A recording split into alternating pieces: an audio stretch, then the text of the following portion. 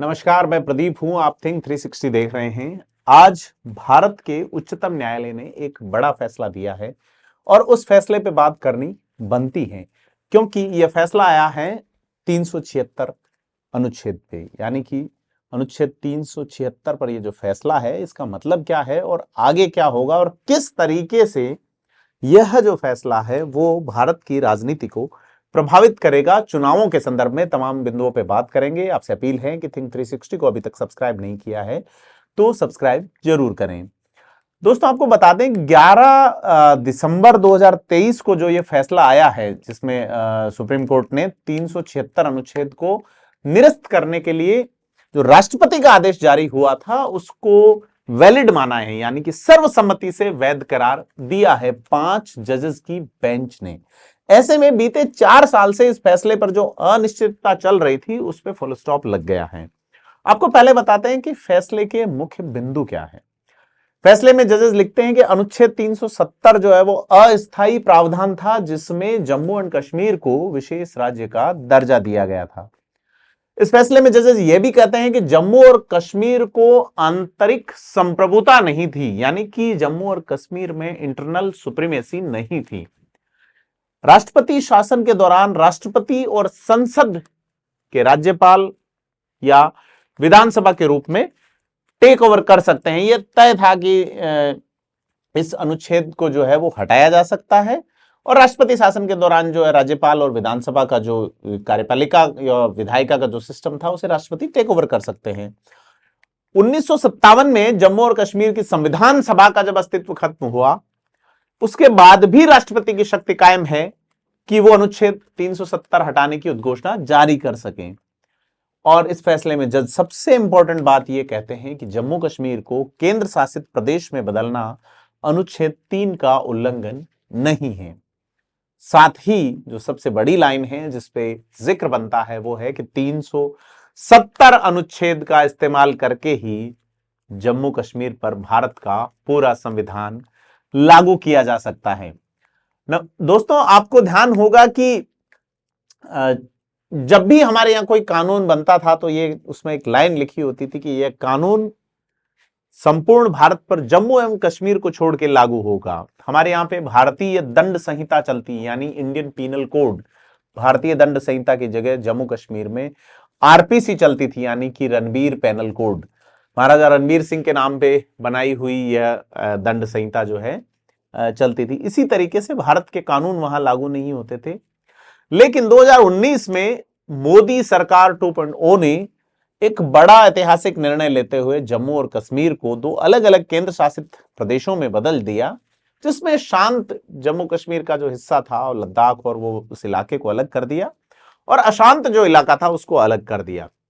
उसके बाद कई तरह के मुद्दे उठे संसद में भी, सड़कों पे भी, लेकिन कोई बड़ा ऐसा माहौल नजर आया नहीं।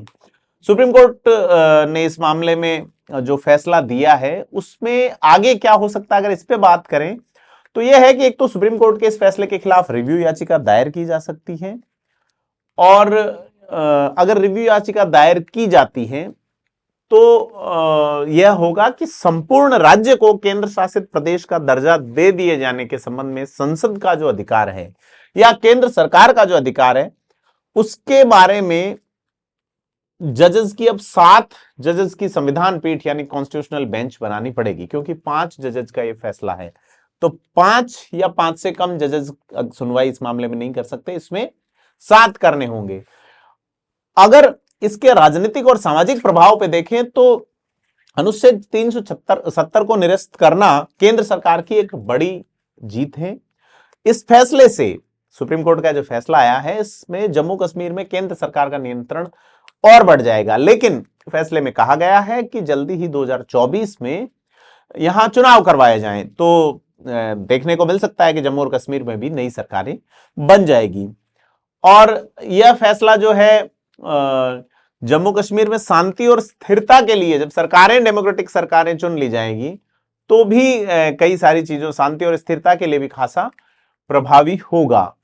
और अब इस फैसले को किस तरीके से लागू किया जाता है यह सबसे बड़ी चीज होगी, क्योंकि जैसे और बीजेपी गवर्नमेंट जिस तरीके से आगे 2024 के आसन्न चुनावों को देख रही है, तो आपको याद होगा कि मोदी सरकार 2.0 जैसे सत्ता में आई थी, उसके पहले ही मानसून सत्र में यह फैसला किया गया था, जिसमें जम्मू कश्मीर से जो है वो 370 हटाया गया, 35A का इश्यू उठा था और जम्मू कश्मीर को केंद्र शासित प्रदेश में बदल लिया गया था। हम बात करने वाले हैं कि क्या लोकसभा चुनावों पे इसका क्या असर पड़ेगा। देखिए, यह एक सेंटिमेंटल इश्यूज हैं। कश्मीर भारत का अभिन्न अंग है। यह लाइन अटल बिहारी वाजपेयी की थी और यही लाइन आज सुप्रीम कोर्ट के 5 जज, जिसमें चीफ जस्टिस चंद्रचूड़ जो है वो भी, उन्होंने भी साफ कहा है कि इसी लाइन को जिस तरीके से माना जाता है कि संविधान के अंतर्गत ही कश्मीर, यानी कि कश्मीर भी भारतीय संविधान के अंतर्गत, भारत जो कि राज्यों का संघ है और इसमें से एक राज्य जम्मू और कश्मीर है। ऐसे में बीजेपी के बड़े नेता अटल बिहारी वाजपेयी की लाइन पे बीजेपी है।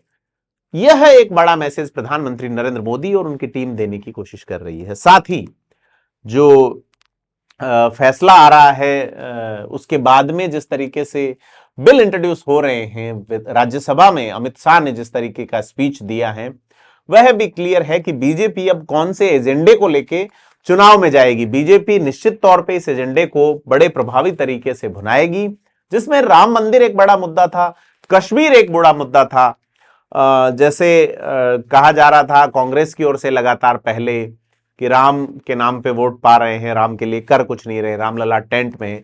लेकिन अब भव्य मंदिर तैयार हो चुका है, जनवरी में उसका जो है वो भव्य उद्घाटन होगा मंदिर का। और उसके अलावा जो इनका जो दूसरा जो कोर एजेंडा था बीजेपी का, वो भी अब कश्मीर इश्यू को लेके जो बात हुई पहले दिन, संसद के पहले दिन, जब जो शीतकालीन सत्र शुरू हुआ था और उसमें अधीर रंजन चौधरी ने जब चुनौती दी नेहरू और कश्मीर के इश्यू पे, तो जिस तरह का रुख गृह मंत्री अमित शाह का था, उससे स्पष्ट है कि बीजेपी इस मुद्दे पे बड़ी सीरियस है। और ये जो बड़े दो मुद्दे होंगे, उसमें जम्मू कश्मीर और राम मंदिर सीधे तौर पे लोकसभा के चुनावों का परिणाम जो है, उनकी जड़ों में दोनों मुद्दे होंगे और बहुत ही प्रभावी तरीके से होंगे। बीजेपी की पूरी टीम इन मुद्दों को अब रोस्ट करने में लगी है और इस रोस्टिंग से पहले जो सुप्रीम कोर्ट का फैसला आया है, निश्चित तौर पे एक बड़ा प्रभाव डालेगा। अंतिम प्रभाव क्या होगा, लेकिन सुप्रीम कोर्ट ने कहा है कि एक डेमोक्रेटिक सेटअप में कश्मीर को लाइए और जल्दी ही लाइए जम्मू एंड कश्मीर को। तो बीजेपी उस दिशा में भी कोशिश करेगी कि लोकसभा चुनाव के साथ साथ ही जम्मू एंड कश्मीर के विधानसभा चुनाव भी हो जाएं। ऐसे में सीधे तौर पे लगता है कि जो 2024 का लोकसभा चुनाव है, उसको लेके बीजेपी जिस तरीके से कदम धर रही है, उन कदमों को कई और भी चीजों का साथ मिल रहा है। परिणाम क्या होगा, जनता क्या मैंडेट देगी, इन सारे सेंटिमेंटल इश्यूज पे, यह जनता पे छोड़ते हैं। लेकिन आपके पास भी एक काम है कि आप थिंक 360 को सब्सक्राइब करें, ताकि हम आपको पॉलिटिकल एनालिसिस लगातार उपलब्ध करवाते रहें।